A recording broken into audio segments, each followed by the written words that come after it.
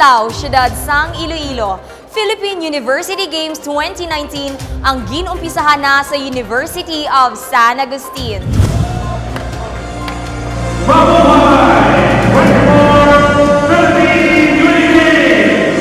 Linibo ka mga atleta ang nagpasakop sa nasambit nga event na nagikan pa sa nagkalain-lain nga universidad sa Pilipinas. Ang tinutuyo sang sini nga pahampang amo ang pagpasanyog sang atong turismo kag ang pagpabakod sa patag sang sports. Nangin madinalago ng ini nga pahampang sa pagpanguna sang Iloilo City Government kaupod sang Iloilo City Sports Development Division kag ni Mayor Jerry P. Treñas. Para sa iban pang impormasyon, bantayan ang masunod nga Level Up Patrol.